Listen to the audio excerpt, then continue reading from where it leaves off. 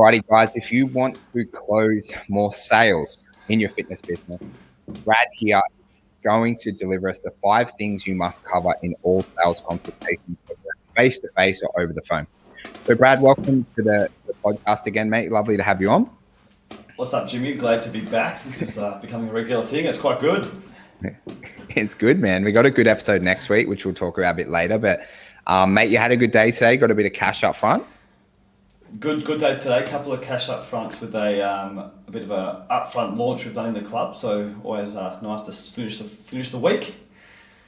Yeah, well, cash is king, right? So it's always good. I always say cash collected's better than future cash predicted. That's for sure. Okay, definitely. So mate, let's dive into it. Hey, so you've got 5 things.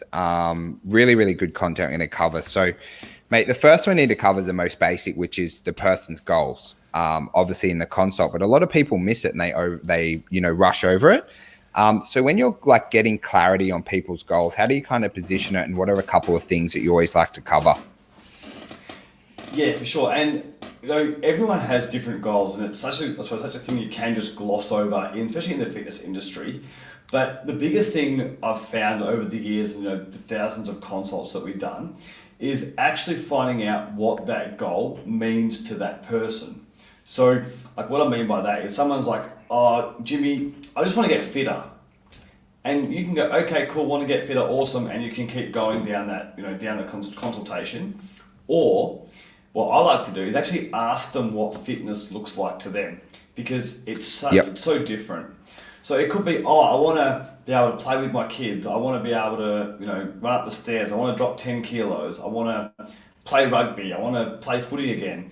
So it opens up a deeper level of what their actual goals are. And I suppose when you start peeling back that onion, if you like, you're going to get things like play with the kids. Awesome. So you can't play with the kids now. And you start getting that deeper emotional connection to their actual why automatically. And they'll start to open up, and it makes everything a lot more tangible because you've got the emotion. They want to take action. I suppose as we go through the consult, right, people want to move away from pain instead of towards pleasure. So you want to get that pain from the start. Yeah, and we used to cover it with our sales guys of being comfortable to find the specific goal. Because, in consults, people say, I want to lose weight, or I want to get leaner, or I want to get fitter, because they've only just met you. So they're not going to open up. So you really need to, what I used to always say with the guys is it needs to be specific. How much weight? What is fitness? It's so broad. Even, people saying, I want to get leaner. It's like, how lean? Is it a couple of percentage of body fat, or is you want to get on stage, whatever it is. But being really specific with those goals. And mate, in this goal setting, you run through your report, because we got the role play training from last week. Do you start with what their goals are at the start of the call, or when do you kind of gather this information? Yeah, I just jump straight into it. So the line I use is, "Hey Jimmy, what motivated you to leave your details for our challenge?" And I rather say what motivated you rather than what are your goals, because the motivation is at some point they were motivated to take action. So it's okay, you're kind of subconsciously telling them that they're already in the process of making change. Yeah. And is there a couple of I guess pillars or areas that you need to exactly hit with the person telling you their goals before you move on? Is there anything you're really looking for in that particular part of the conversation? Yeah, I want to get something that's going to, obviously it needs to be tangible, and needs to be, I want to lose 10 kilos, things like that. And then I want to go in what I suppose has stopped, why is 10 kilos so important? You need something to attach it to. So, okay, why is getting down to 10% so important? You need something to have that you can sort of base the rest of the consultation on to tie it all together. So there isn't a couple of things. It's kind of just finding out which one of them is the most important. Because I suppose people can get, I want to get fitter, I want to lose 10 kilos, I want to run a marathon, I want to do this. Okay, out of all of those, what's the most important one to you right now? And then go from there. Mate, you're reminding me of my old consult days, because in our consultation script, we used to try and get 3 goals. So it'd be like, they're like, I want to lose weight, I want to get fitter, I want to get stronger. And we're like, Brad, is there anything else? And it's like, we piece all this crazy stuff you want to do together. What's the most important one for you right now?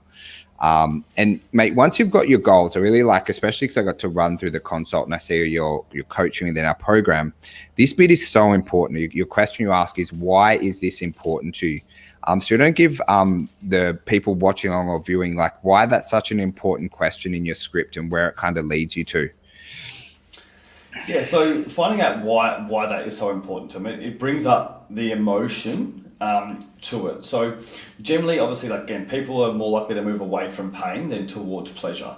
So it's going to be important to them generally because it's stopping them from doing something they want to do at the moment. So if it's lose 10 kilos or play with the kids, it might be that they can't play with the kids now if they're out of breath and they're tired. I was like, okay, I can see how that is affecting your life. And then you can sort of start basing your things on that. Yeah. And kind of with it, when you, because you run through a lot of scripts, do people usually smoke screen and give you the real reason why it's important straight away? Or do they give you that kind of soft bullshit kind of stuff and you've got to delve a little bit deeper to find their true reason why it's important? Yeah, it all depends really. And I suppose the big one is actually finding out the real reason of like what their goal is. Because if you just gloss over, okay, getting fit is more important, awesome. So what's not being fit stopping you from doing? It's like, well, I can't run. Like, you're going to get a blasé answer. So if you start getting the real specifics with the goal, they're already starting to build that rapport and break down that relationship. So it makes the rest of the consultation a lot easier and you get, I suppose, more honest answers to your questions. Yep.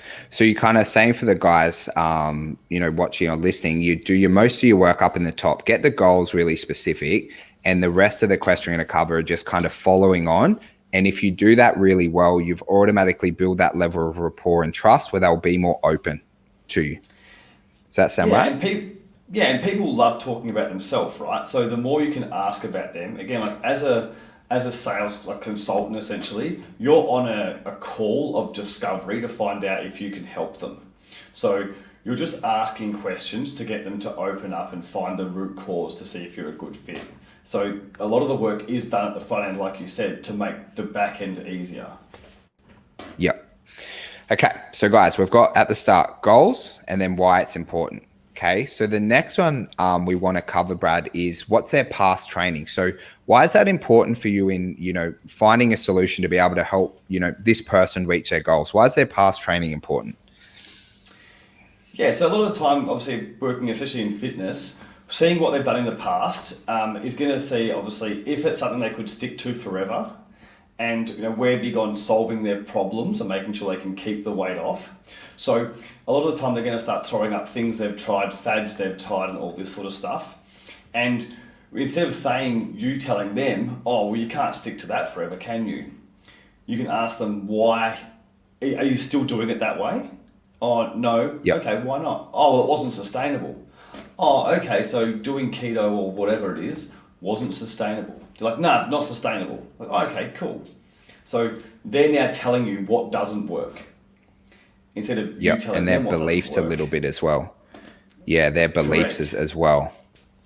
And so within that, Brad, what have you done in the past? You're kind of covering their training, their nutrition, those kind of things you're trying to get the answers for. Yeah, and you also get the things they've done and they've enjoyed as well. So, I've done strength training, I really enjoyed that.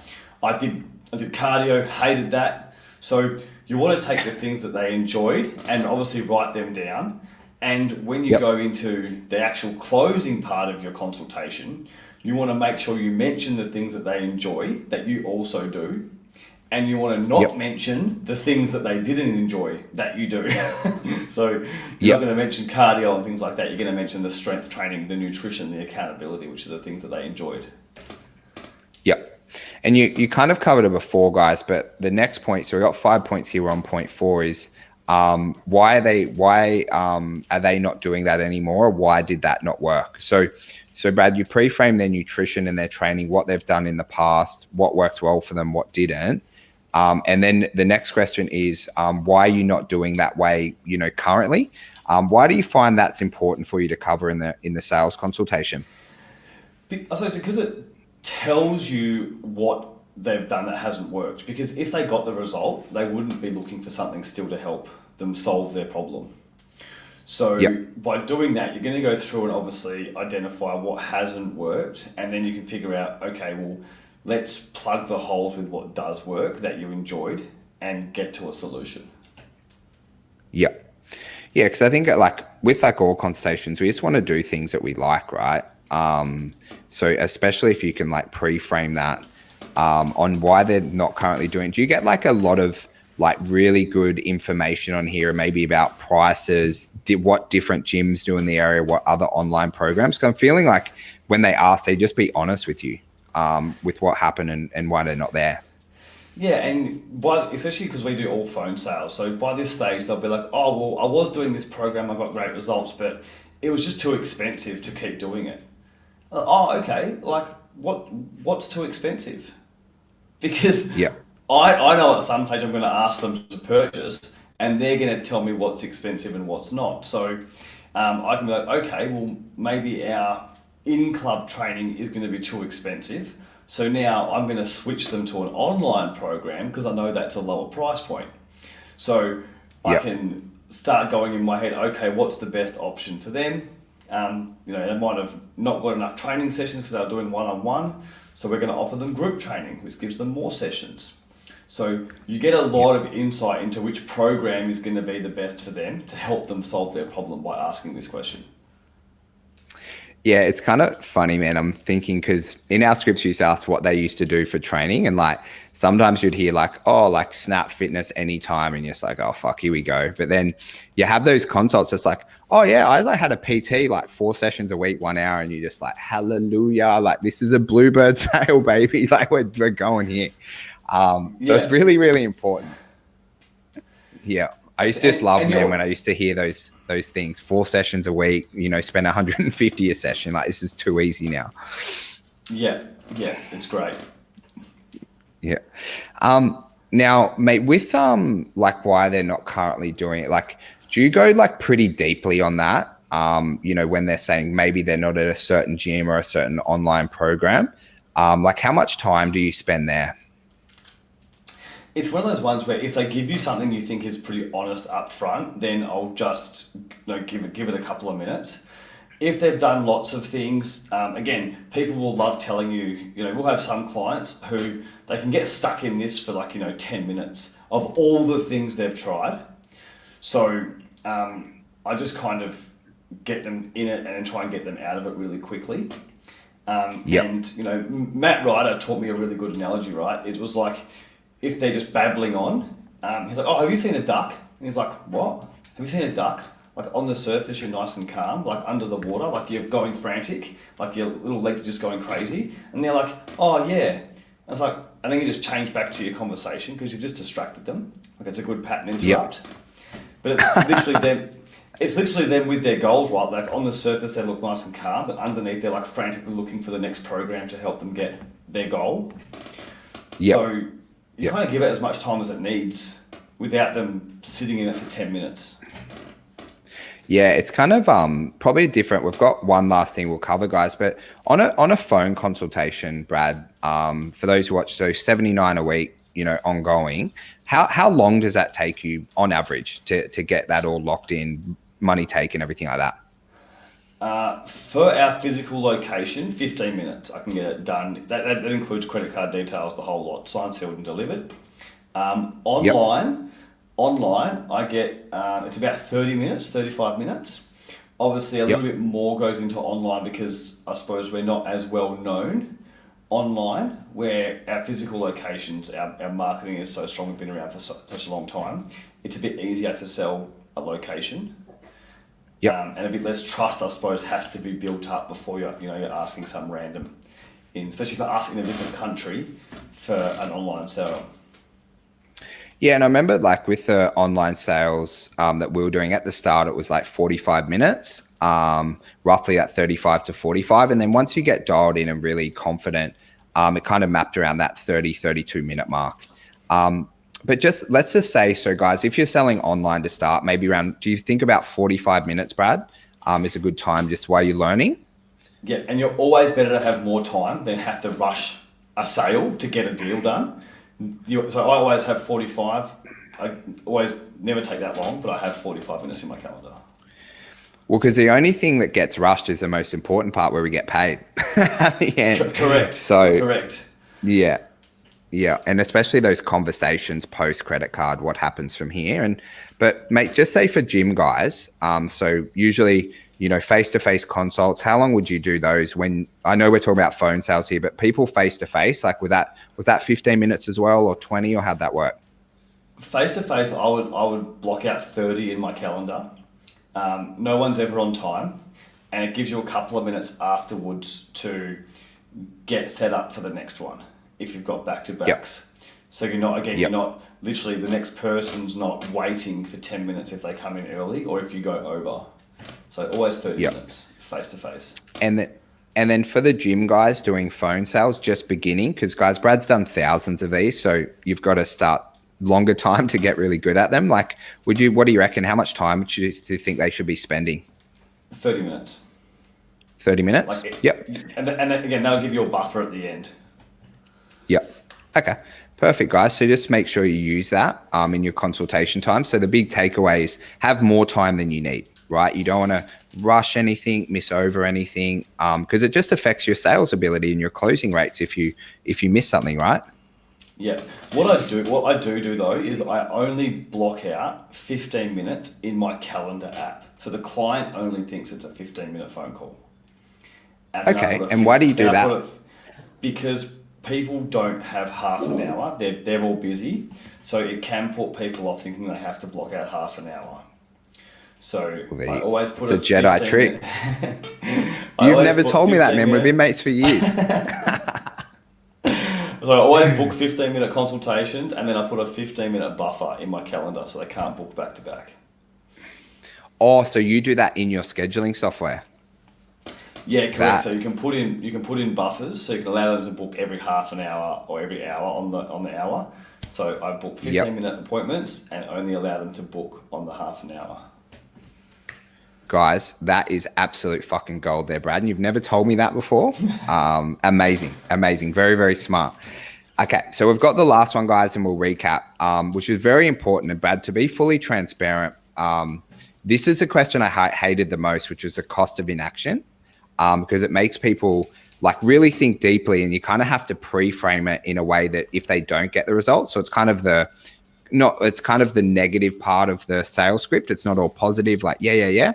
But mate, let's cover the cost of inaction and why that's so important, because this is an absolute, it just crushes all objections if you do this well. But why's the cost of inaction important? Yeah, so the cost of inaction, obviously, especially if they've been gaining weight or they've been getting unfitter, less fit, through the process, you want them to figure out what it's going to cost them. Again, people move away from pain, not towards pleasure. So I always start with, let me ask you something, like if you get the result you're after, where do you see yourself in 12 months from now? So you want them to feel the positive. Okay, I'm running around with the kids, etc. It's like, okay, now on the flip side, if you do absolutely nothing about your health, like after this conversation today, you literally do nothing, where do you see yourself in 12 months? They're obviously going to tell you, they're putting on weight, they're unhappy, they're still stressed or whatever. And then you just ask, how does that make you feel? I'm even just thinking about it in my head and it makes me feel shit. Yeah. So they obviously, like, they know how it's going to make them feel because that's how they feel right now. And they're adding on, an extra 5 kilos, or they're still unfit. So, I feel ashamed. I can feel like it's not acceptable. I was like, okay, well, cool. So we agree that we have to take some action, right? And they're like, yeah, I have to take action. Well, they can't now tell you they can't do their program. I just told you they have to. That's what I mean by objection crushes, guys. Absolutely crushes it. Very, very cool. Okay, so guys, in your scripts, right, we've all got the scripts in the inner circle portal. You can reach out to Brad. We got to cover their goals, got to cover why it's important, their past training, why they're not currently doing what they used to do. And that covers as well, Brad, nutrition, training, all that kind of stuff. And then also the cost of inaction. And just 5 things are part of a script that you must have.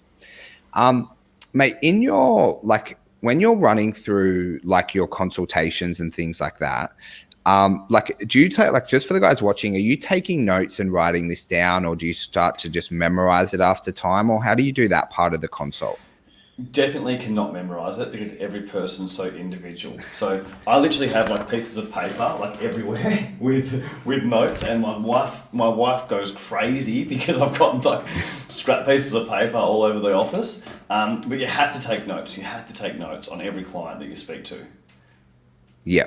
And I just wanted you to clarify that. I remember, like, because we do a lot of coaching and obviously consulting is like those notepads. I go through like one of those bad boys a week. It's fucking crazy. Yeah. And mate, I want to add just one more thing. So you've got a really nice office set up there. And I know we've had funny stories of you closing people while you're walking and stuff, but let's just talk about like Brad's perfect sales environment with sound around where you're located and things. If you had a perfect circumstance to be comfortable to close all of these sales, what does that look like? Where are you? Tell us a bit about that, because I think it's so important and people often get this wrong. Yeah, and it's kind of changed for me over the time. Like before, I used to love being in the gym with the music in the background and everyone, doing their thing. I quite like now being at home in my office. I've got like a nice office set up, so it's it's just a desk. I've got like my 2 screens, a microphone, and then I've got like normally like some music in the background. And like I'm into like some pump up music, so like a bit of dance, a bit of drum and bass, stuff like that, stuff that gives me energy and gets me in a good mood. Because people can tell if you're smiling or not through a microphone, through a telephone. So if you're sitting there slouched in a car, trying to do a phone sale, or in the corner of an office, people can tell that. So I want to bring energy, I want to bring happiness, and sort of dive into where they are. Because that's what people want to get when they come to a facility. They want to have someone that's going to have energy, that's going to motivate them. They want to start that on the call.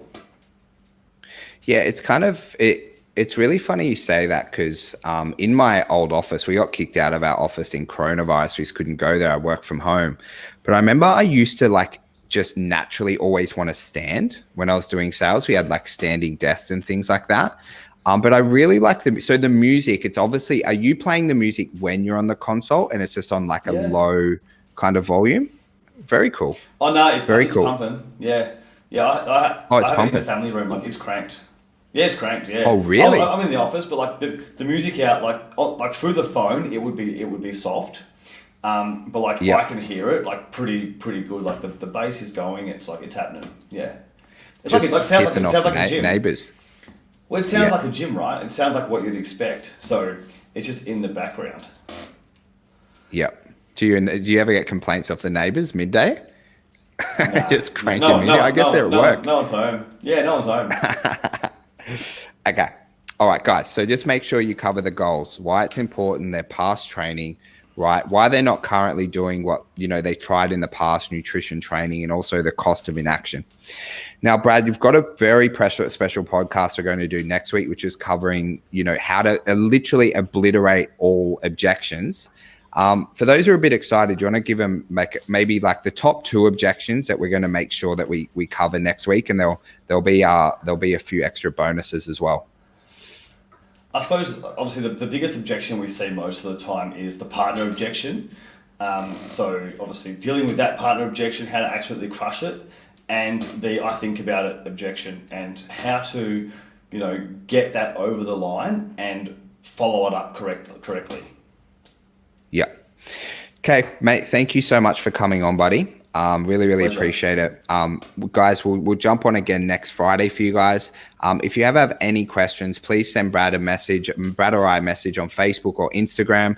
Any questions you have on sales, guys, can't recommend anyone higher than Brad in the fitness industry. He's actually doing it. He's closed a ton of face-to-face consults.